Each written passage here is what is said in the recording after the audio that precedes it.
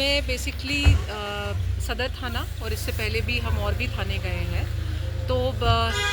ECI का, election commission of India का, basically उन्हीं का निर्देश था, इंस्ट्रक्शन था कि 6 ऑब्जेक्टिव्स हैं जो इस बार state police down to the level of constable इनको इन्फॉर्म करना है, बताना है कि ईसीआई के 6 ऑब्जेक्टिव: नो वायलेंस, मतलब वायलेंस फ्री इलेक्शन कराना है इस बार; नो इंटिमिडेशन, कि कोई भी वोटर को डर ना लगे, कोई भय ना दिखा पाए, फ्री एंड फेयर रहे election; third is no influence, कोई किसी तरीके का इन्फ्लुएंस ना कर पाए कैश काइंड में; fourth is no booth jamming, जैसे आपने देखा है बंगाल में कई बार बूथ जैम हो जाता है, फेयर एंड फ्री नहीं होता है election; no source jamming, source jamming मतलब अगर जिसका जहाँ जिस पाड़ा में, जिस वार्ड में घर है, वो आसानी से वहाँ से कोई विदाउट फियर एंड भय निकल के पोलिंग स्टेशन तक पहुँच सके, आराम से अपना वोट कास्ट कर सके। एंड सिक्स्थ इज़ नो छप्पा, मतलब कोई किसी और का वोट नहीं देगा, कोई बोगस वोटिंग नहीं होगी, फ्री एंड फेयर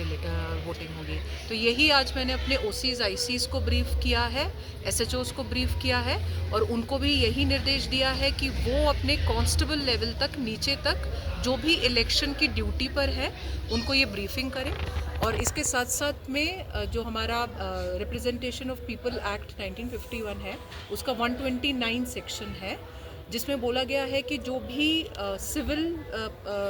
तरफ से इलेक्शन ड्यूटी पे है, पुलिस पर्सनल जो इलेक्शन ड्यूटी पे है, वो किसी तरीके का कोई भी इस टाइप की एक्टिविटी नहीं करेंगे जिससे इलेक्शन किसी एक पर्टिकुलर कैंडिडेट के फेवर में या किसी एक पर्टिकुलर कैंडिडेट के मतलब नॉन फेवर में जाए। तो ये मैंने सबको बता दिया है, क्योंकि इस टाइप की अगर एक्टिविटी कोई पुलिस पर्सनल करता है, पुलिस ऑफिशियल करता है, तो उसके अगेंस्ट मतलब एप्रोप्रिएट एक्शन लिया जाए। तो ये आज मैंने ब्रीफिंग के लिए बेसिकली आज आई थी। तो इलेक्शन के दौरान कुछ भी कंप्लेन हो तो कैसे कर सकते हो? हाँ, उसी के लिए बहुत अच्छा क्वेश्चन पूछा आपने। उसी के लिए हमने 2 दिन पहले, आप हमारा जो